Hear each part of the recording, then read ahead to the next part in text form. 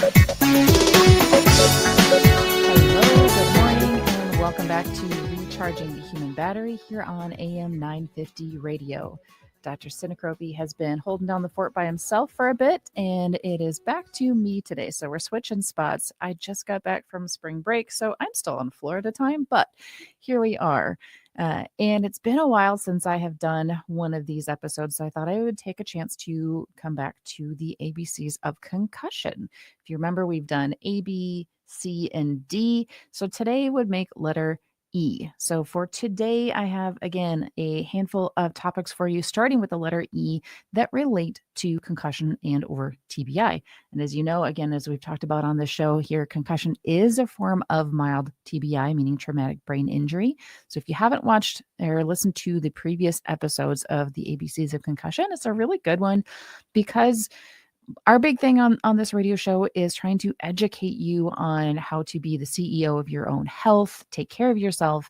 And if you've had a hit to the head or some other sort of injury that maybe kind of jostled your brain around inside of your skull, you may be left over with symptoms that you don't know exactly what's causing them or why they're there. Or maybe you had an episode that you didn't really think of as being a head injury, but now you have these symptoms. So again, this is why I'm doing these ABCs of concussion, to try to give you an idea of what might be causing your symptoms, why you might be having them, what things that you might be able to do.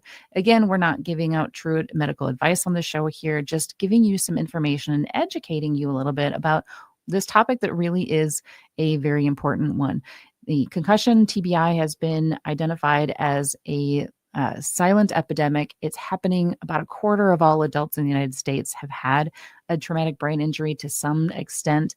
Back in March, I went out to Washington, D.C. for the National Brain Injury Awareness Conference and Day out there. March was National Brain Injury Awareness Month.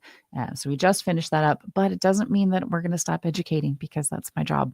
So here I am again talking about the concussion ABCs with letter E today. So things that we'll be talking about include emergencies, employment, energy, exercise, EMDR, empathy, emotional dysregulation, and education is my last one. So here I am educating you guys. So to kind of give you a little bit of taste of what we're going to be talking about, if you've listened to some of those previous episodes, you know I've talked about a lot of different things so far already. But in the case of emergencies, my first E on here, the main concern with concussion is a head bleed, which we actually talked about back in B with bleeds. That would identify a serious concussion or TBI. And the symptoms that require emergency evaluation for this, and it's important because we're heading into new sports events. So if you have an athlete that might have a potential for a head injury, these are things that would require you to go to the emergency room or call 911. If there's loss of consciousness, especially for more than 1 minute, or the inability to wake up or stay awake, that would be something to call 911 for after you've had a potential head injury. If you develop seizures, if you have confusion or increasing or inability to stay awake or unusual behavior, if you have a headache that's severe or increasing, if you have repeated vomiting, double vision or loss of vision, one pupil larger than the other, weakness, tingling, or burning in the arms or legs, balance problems or walking problems, slurred speech, clear fluid draining from your nose or ears, or obviously a visible deformity to the skull. So if you are in a sport or not in a sport and you potentially have an injury that causes any of these symptoms, absolutely get in and get evaluated. It's important to identify that real big emergency and make sure we're kind of ruling out some of those big things happening. So that's just a taste of what we're going to talk about today. Lots more topics to come after the break. But in the meantime, here we are on AM 950 Radio with Recharging the Human Battery.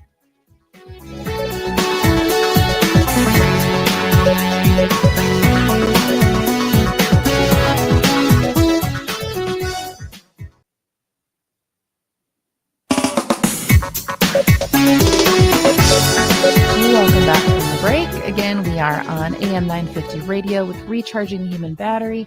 I am Mandi Dickey, the co-host extraordinaire nurse practitioner extraordinaire, as Dr. Sinacropi likes to call me. He is out today. I am here talking about the ABCs of concussion again, picking up where we had left off with previous episodes when I've come on and done this little series on the ABCs of concussion. Again, we've covered A, B, C, and D, and today is letter E. So before the break, I was talking about emergencies. The next E topic I wanted to cover is employment. And this one is kind of a tricky one for someone who's had a brain injury. It can be very difficult to gain or return to employment after you've had an accident or some sort of event that caused a head injury. There can be cognitive impairments, physical, emotional, or behavioral issues that make it difficult to have really any kind of employment sometimes. Some of those environmental barriers that might also be present include stairs. If somebody has a physical deficit after having a brain injury, those stairs and long corridors or long hallways can be a very big deterrent to getting back to work. Someone might have lack of transportation. After they have a head injury, they might have difficulty driving, so getting to work might be difficult.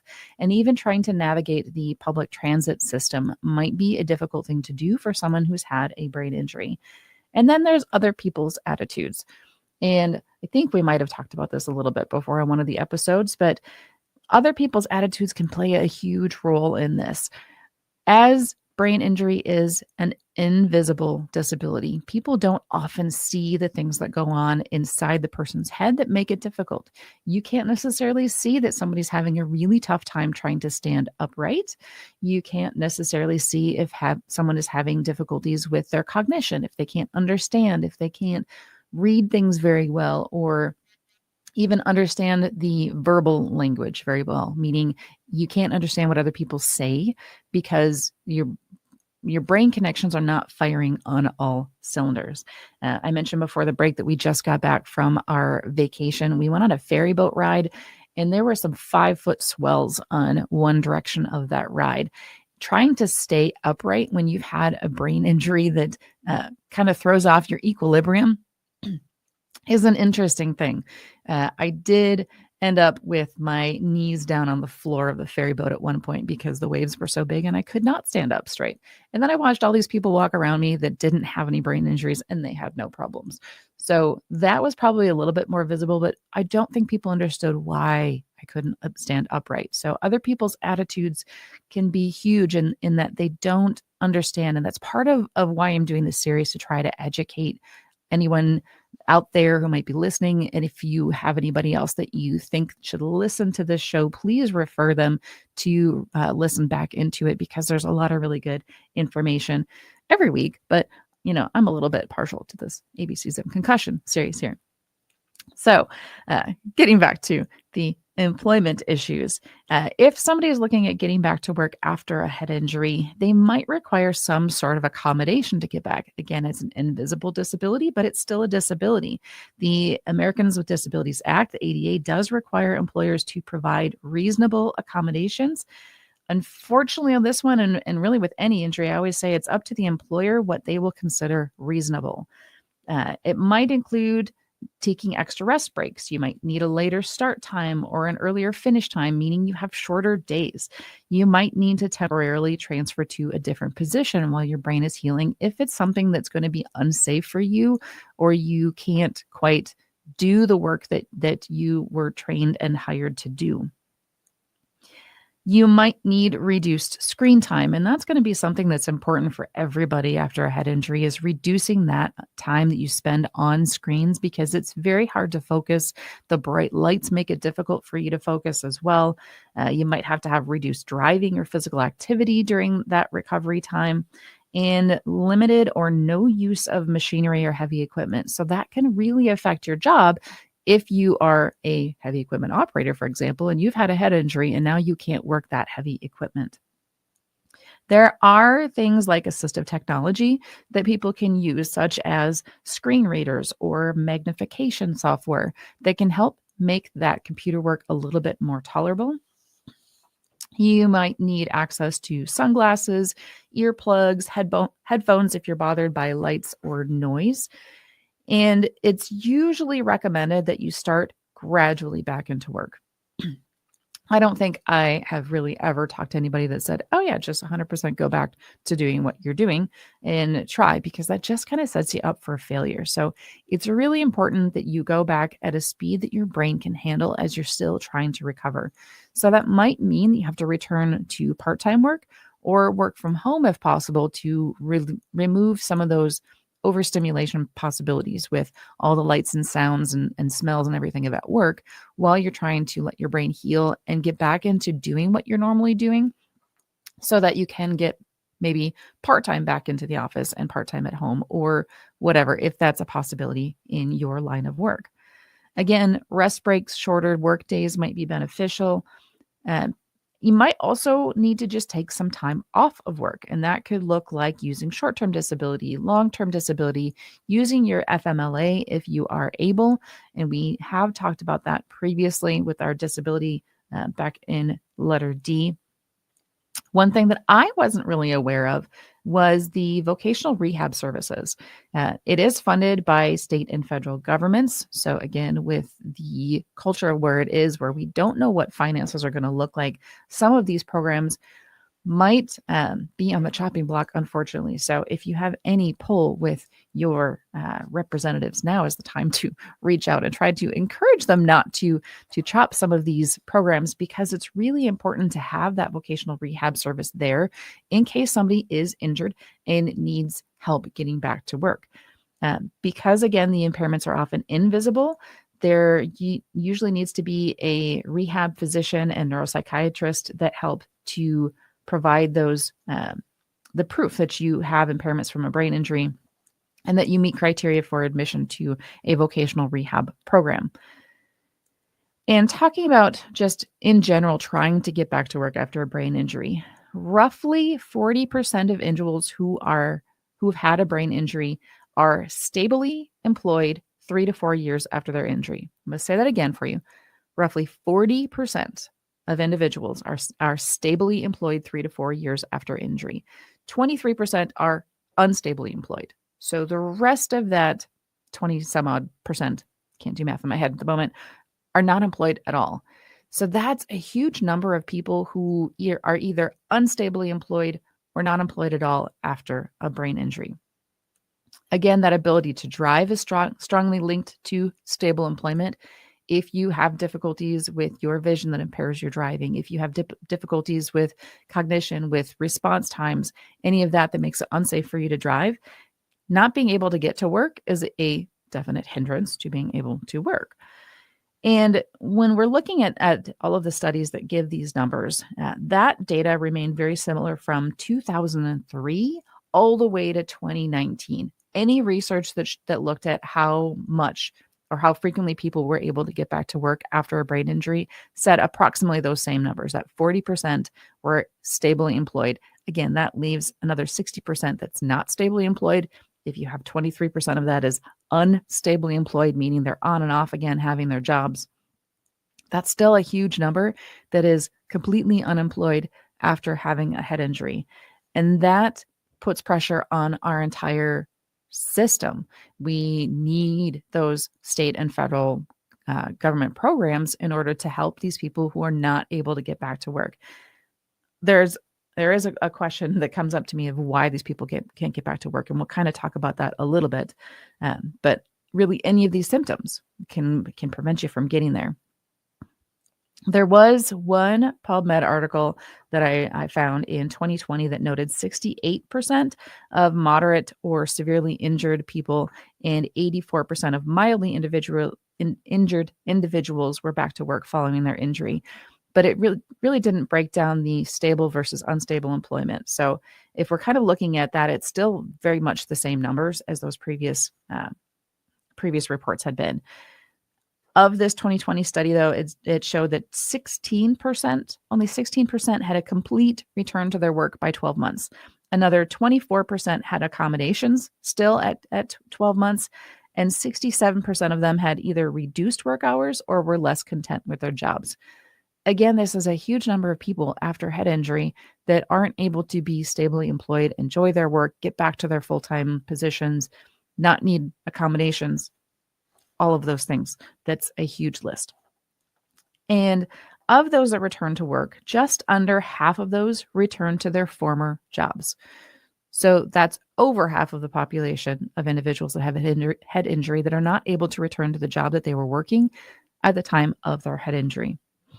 There was a 2022 article that I found in the Journal of American Medical Association that took a deeper dive into the role of accommodations in getting individuals back into the workforce.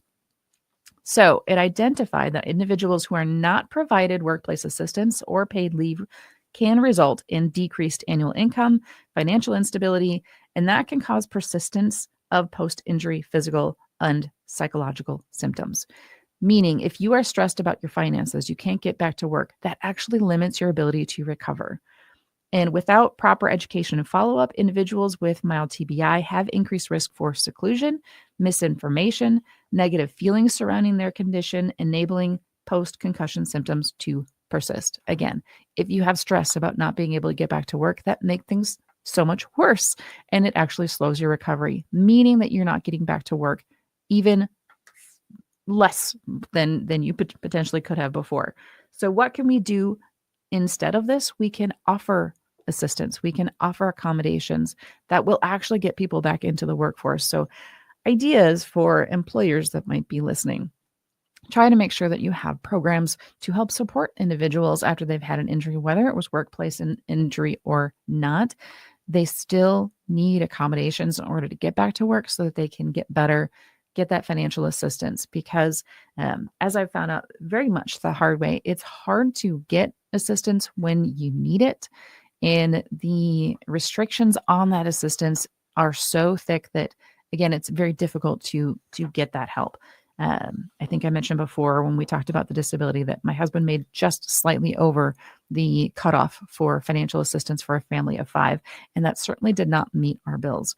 So it definitely did play a role in slowing down my recovery until I got mental health help to get through some of that stressful times. Because again, looking at this employment, it's very difficult to get back to work if your brain is not in the right area, and you can't heal if you're stressed.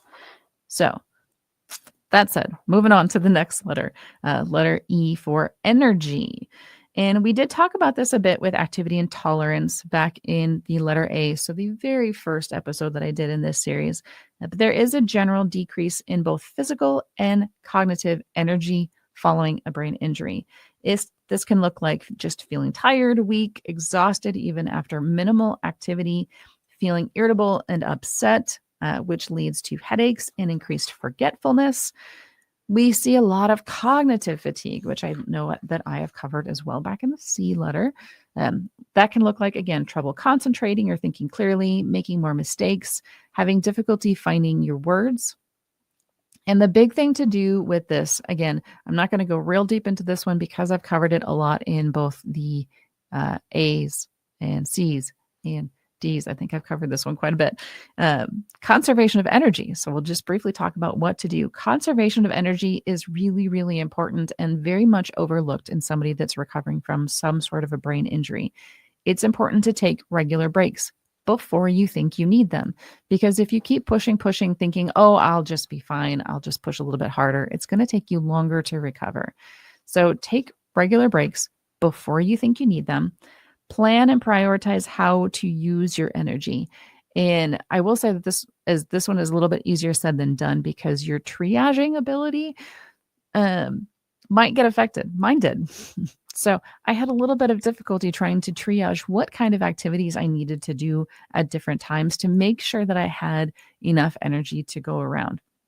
This is not a renewable resource at this point. It is very much expendable, and you have to use your energy wisely. The big thing also is to identify triggers and work within your limits. And this is one thing, again, that I struggled with for a really long time, is trying to identify what those triggers were that made me a little bit more exhausted and where I lost my energy. And really, again, a lot of it comes down to stress. So if you are physically or cognitively challenged, it will make your stress level go up. Meaning if you have to think about things for a long time, and thinking about things might just be looking at a menu at a restaurant to figure out what you're going to eat. There are times that is incredibly overstimulating for my brain. And that's very taxing, and I will get exhausted just from that. So trying to conserve energy is a difficult task. If you know that you have something big coming up later on in the day, maybe take things a little bit lighter in the morning. And really, really, this is the time to listen to your body. And I know we talk about this a lot on the show too, but just realizing who you are, what your limitations are, and really listening to your body is very important, whether or not you've had a brain injury, because we all tend to push ourselves to our limits. And while maybe that can be an honorable thing to do in some situations, for the most part, you're just putting more stress on your body than you need to. So listen to those limits, identify those triggers. Light exercise. I know we've talked about this before, and I'm going to talk about exercise more in a minute. Light exercise can help speed up recovery, but too much can slow it down. So you have to find that fine line between how much exercise is good for you and how much is too much and actually slows down your recovery. And then working on improving sleep will also help that energy level. So trying to make sure that you get 7 to 9 hours of sleep at night. Take a nap if you need to during the day, but you need that sleep time because, again, that's when your brain heals best. And then I will go much more into fatigue whenever I get to the next episode covering letter F, because fatigue is always big. Exercise, then kind of leading right into that next letter E. Exercise is also another one that has changed over time. We used to say no physical activity until your symptoms went away. And that probably worked fine when we thought that most people got better within a few days to weeks. But we know now that 30% of individuals have persistent post-concussive symptoms. So if you stop doing any kind of physical activity until your symptoms go away, you may never become physical again because some of those symptoms do not go away. So that's not really a realistic expectation anymore. There is a lot of lack of evidence to support holding off on activity anymore until symptoms resolve. And in fact, exercise can speed up recovery, as I just mentioned. You don't want to jump in too quickly, though. You do need to slowly increase your activity as you can tolerate. And you do want to avoid any strenuous or contact sports until you're cleared, meaning your symptoms have gone away enough that you can tolerate that. Again, if you don't stop at that point, if you get another head injury while your brain is still recovering, that's when you potentially have permanent damage to your brain. So we don't want that to happen. So no contact sports until you're cleared. And then as you're trying to increase your activity, stop and rest if you have symptoms such as headache, dizziness, nausea, or confusion that get worse. That doesn't mean that you're going backwards. It just means you're finding your limit. So you're finding your new limit. What's your new limit now? And so kind of work yourself up. If you have those symptoms, back off a little bit. Once those symptoms resolve again, then you can pick back up. And I noted that as I was getting back into my running. I maybe had to slow down and walk a little bit till the symptoms kind of cleared up, resolved, and then I could start to jog a little bit on that same route. Monitor your heart rate. Avoid overexertion. Again, that's going to tell you that you're doing too much. Light exercise is good. Gradually increase as your body is able. Again, listen to your body. And exercise intolerance is related to autonomic nervous system dysfunction, as we talked about way back in the A's. Again, if we kind of look at the deep dive for those that like the deeper dive into this, ventilation is low, which means you're not getting good oxygenation. That leads to rising arterial carbon dioxide levels. And that is associated with the symptoms that limit your exercise performance. So you have not enough oxygen, too much carbon dioxide in your blood. You can't tolerate those activities because you don't have enough oxygen circulating. So this is why things like the EWAT, the exercise with oxygen therapy that we do at Hypercharge, and things like hyperbaric oxygen therapy are providing beneficial treatments because that's increasing that oxygenation in your body, helping your brain heal faster. So both of those are really, really good things to look into. EMDR then.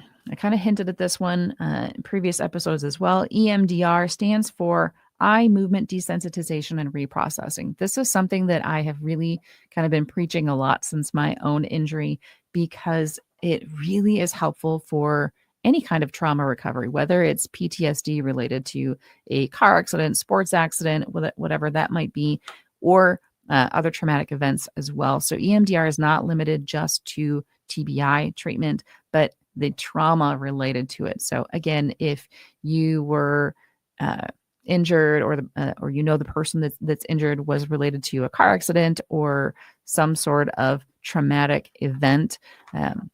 Athletes have this happen a lot. They end up with PTSD from a traumatic event during their athletic activity when they encountered that head injury, and then they might be scared, kind of subconscious level, scared to get back into that same level of competition because they're worried that the same thing is going to happen again. And it's really important to get through this EMDR, this traumatic part of it, so that your brain can heal. And I will explain more why in just a moment here. So what happens during this EMDR is you talk about aspects of the traumatic event. You don't have to go into great detail with it, but you do have to engage in it somewhat while your eyes are moving from side to side, or whether you're engaging in some sort of bilateral stimulation. So typically there's this light box in front of the person, and you're literally watching this light move from to the left and right while you're talking. It helps to keep you grounded while you're talking about that traumatic event, so that your brain doesn't think that you are actually in the traumatic event again. And again, that kind of keeps some of those symptoms down so that you are grounded and you can reform how your brain stores those memories. When I first tried this, I could not watch that light going back and forth. So we did the bilateral stimulation. Pardon my lack of words today. Bilateral stimulation. So I did tapping on either side of my body. We either did arms or legs, and it kind of got the same effect where it keeps you grounded in the now while you're going through that traumatic event. Again, the aim is to change how that memory is stored in your brain. So it's no longer seen as trauma. You're no longer having it recreate every time you get in a similar situation. And it can really get you good relief from those PTSD symptoms, even in a matter of months. So just a couple of months. Mine took about 3 months. It is one of the most researched and most used methods of treating trauma. There is a natural information processing that occurs in our brain during REM sleep. You've heard of REM sleep. That's that sleep area of sleep that we always talk about, that it's really important to get to that REM sleep. And ideally, you're getting like 2 to 3 hours at least of this REM sleep, ideally 4 if you're getting a good night's sleep. So 40 to 50% of your sleep at night should be REM sleep. If you have some sort of sleep tracker, take a look at how much REM sleep you're getting. That's when this natural processing of any kind of event happens in your brain anyway. That natural processing gets interrupted with some sort of traumatic event, and it gets trapped in the limbic system. The limbic system is where we get a lot of our emotions from. So we develop maladaptive processes, and trauma can be reinforced through any kind of triggering event. So that's why if you have some sort of traumatic event and you have other triggers that bring it back on, you've created this negative loop in your body. So anytime something like that happens, it triggers that same event to happen again. So you really need to get down to the nitty-gritty of what's going on in your brain. That's where that dual attention or that bilateral stimulation or following a therapist's hand movements or a moving light, or listening to some sort of audio stimulation, all of that mimics that natural information processing that occurs during REM sleep, so you can reprogram your brain. That's why this type of therapy is actually more effective than just talk therapy. Talk therapy, you're not really getting to those natural processes. You're not getting down to the activities that happen during that REM sleep while you're awake. It does require a lot of verbal narrative around the trauma. So sometimes there are very powerful emotional releases that occur, meaning you're talking about that traumatic event. You can end up breaking down crying during the event. You have to know that that's something that might happen. So you're going to be working very closely with your therapist. It requires a lot of preparation and frequent reevaluation. When I did my EMDR therapy, we had to create a safe space in my brain before we went to the trauma. I'm an outdoorsy person. I love being out in the woods. I love the sunshine, the sounds of nature. That was my safe space. There was a creek out in Montana that I had camped next to, and that was my mental safe space. I would go there anytime I was feeling overwhelmed by my symptoms. So we would talk about the trauma, talk about it, kind of work through it a little bit, work out those feelings. And if I was getting overwhelmed or I needed a break, my brain would shift to my safe space and we would take that break. So it does require a lot of communication with your therapist, a lot of prep work. You don't just dive right into this. You need to do this with a trained therapist, somebody who is certified in EMDR therapy. But again, it can be very effective in just a matter of months. And it's really important to treat this because if you have TBI and PTSD, it actually slows down your recovery. So it's really important to address that, to acknowledge it, to treat it so that you can move forward and you can heal. The next E letter I want to talk about then is empathy. And empathy is another interesting one because damage to the frontal lobe, especially the front part of your brain, can cause a lack of empathy after a brain injury. Empathy meaning you can understand other people's feelings, emotions, you understand what's going on, you can read situations, you can read people. And with these disrupted neural pathways, you can have trouble recognizing and understanding how others are feeling. So you might be saying things that hurt other people's feelings and not know it. You might laugh at inopportune times. You might cry at inopportune times. So you might have difficulty accurately interpreting facial expressions, body language, emotional tones. You might not get sarcasm quite so well. So it can lead to arguments if somebody's being sarcastic and you don't realize that that's sarcasm and they're not just being rude. There, again, there was another study that in a comparison of TBI patients to controls with psychological evaluation and EMG, the electromyogram, when they put little needles in your muscles and they read what's going on in your muscles and look at your stress levels, the TBI group showed reduction in the ability to empathize emotionally, and they had reduced psychological response with exposure to angry faces, meaning they didn't understand the angry faces. They didn't understand the emotions that they were presented with. And they both physiologically and emotionally. So when they did the neuropsych part of the testing, when they did the EMG part of the testing, even their muscles didn't respond the way you would expect them to when seeing an angry face. So this leads to impaired social functioning, meaning when you get together with other people, it's impaired communication because you're not understanding what they're saying, what their body language is telling you very well, and it can lead to a lot of confusion, a lot of upset. There was another study that I found that evaluated emotional empathy following TBI and found a high frequency of low emotional empathy scores. Again, meaning it's very common to see this low emotional intelligence. And they had that, again, without that relationship to the severity of the injury or their neuropsychological performance. So this could be a mild TBI, moderate, severe TBI, didn't really matter. That didn't say the degree of their ability to understand emotions. And when I say neuropsychological performance, there's a huge 3 to 4 hour neuropsychological test that looks at your cognition. It looks at your memory, your ability to do different tasks that they have you do. And you can score fairly normal on that exam and still be limited in cognitive function and limited in your ability to empathize because that's not tested on that test. And when we look at these tests, there's a wide range of normal.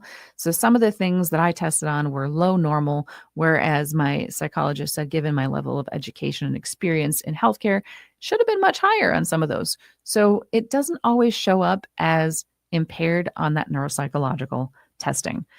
So neuropsych's performance, severity of the injury didn't make a difference. People with TBI absolutely have a decreased ability to empathize and understand the emotions and expressions of other people. How to get around this then, how to work on it. Cognitive behavioral therapy can definitely help to kind of retrain some of this. And it's just some simple things like mindfulness meditation can actually get your brain in a better healing spot. Is it going to fix all of the empathy issues? No, that's where the cognitive behavioral therapy comes in. And then managing anxiety and depression, because those go hand in hand with head injury quite a bit. Again, with the PTSD, with things like that.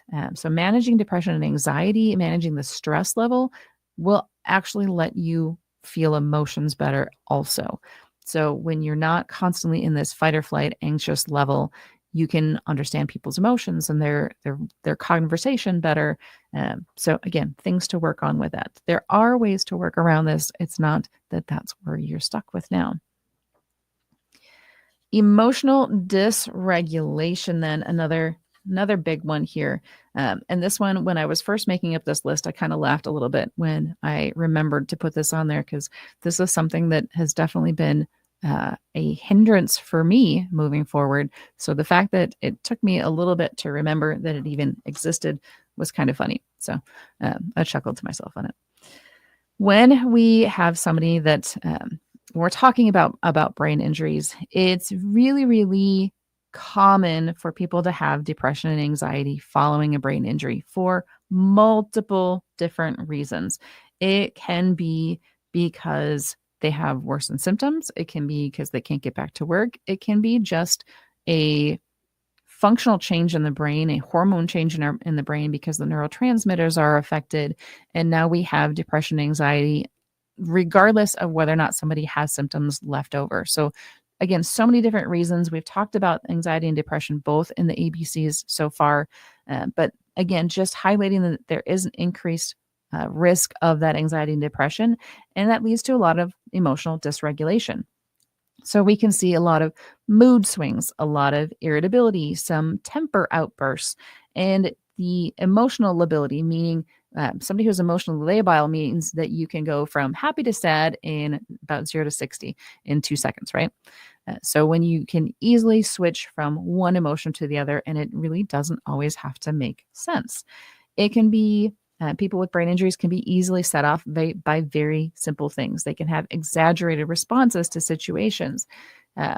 This is something that has definitely gotten better for me over time, but there are still times when I never used to have road rage, but early on, man, the road rage was a real thing.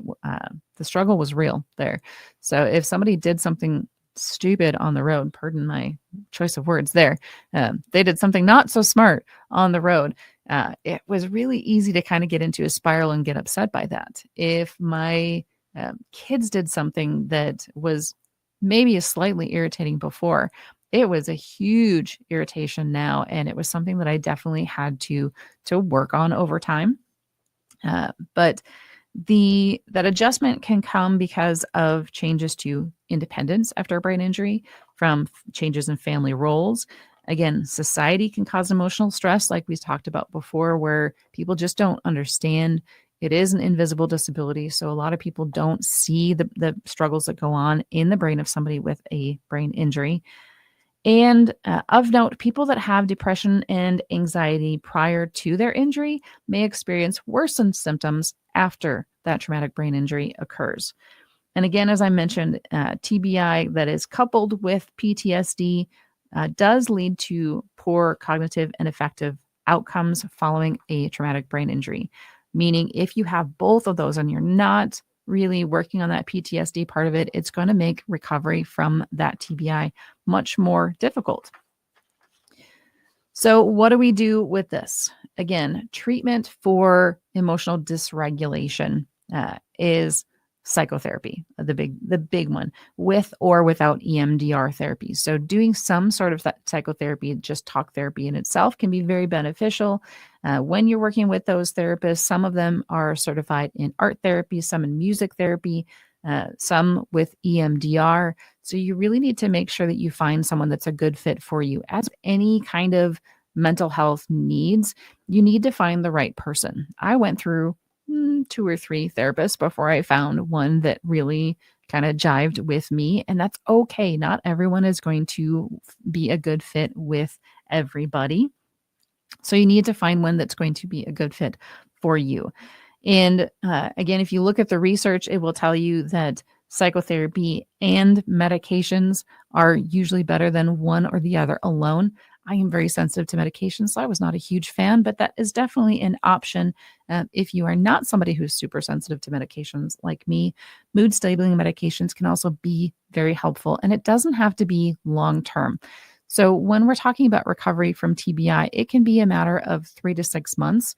You work on it, you get better, and you no longer need the medications. So it doesn't have to be a long-term thing with those.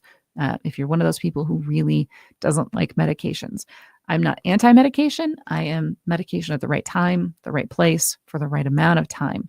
So therapy with or without medications, with or without the EMDR part, is going to be really helpful for those issues with emotional dysregulation following TBI. And we've got one more big topic to cover when we come back from the break here on AM 950 Radio.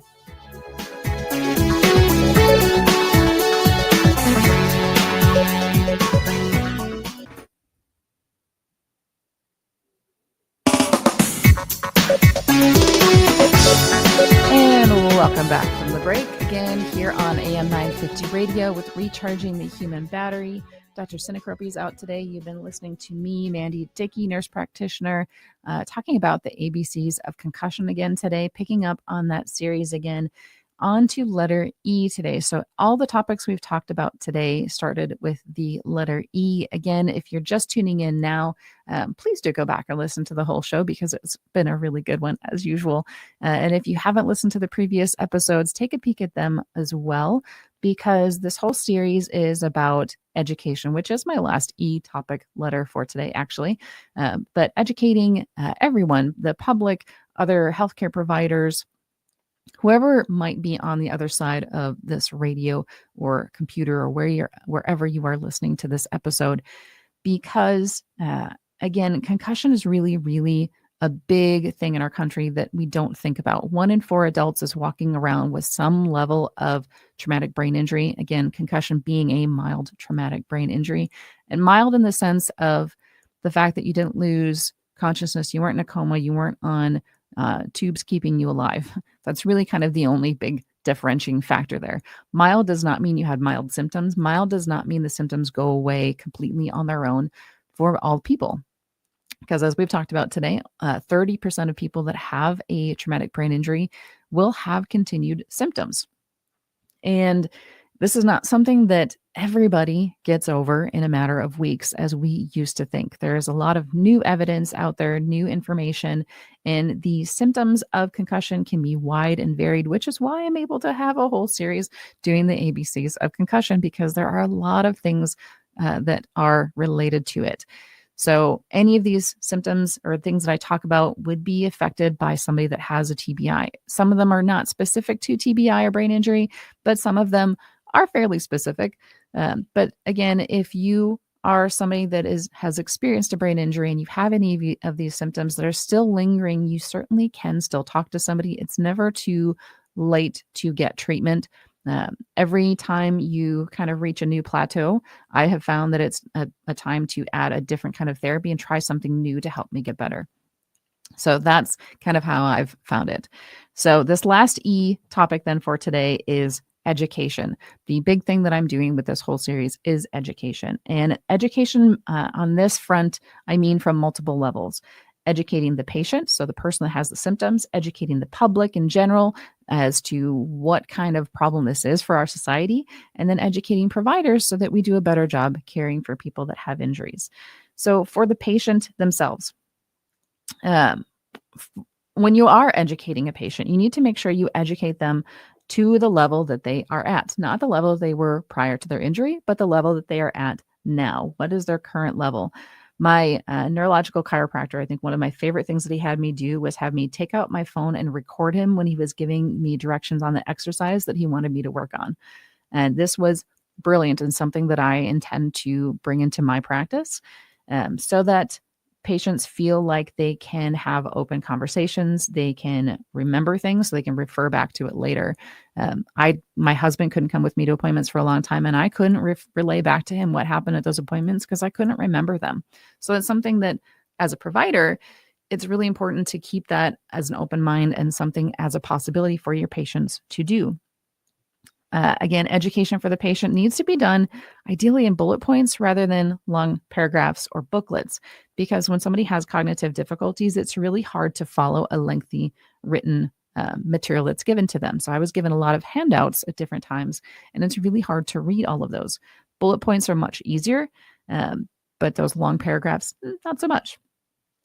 Even the Brain Injury Alliance of Minnesota sent out a bunch of pamphlets, and I had to hand them to my husband and have him help me read them.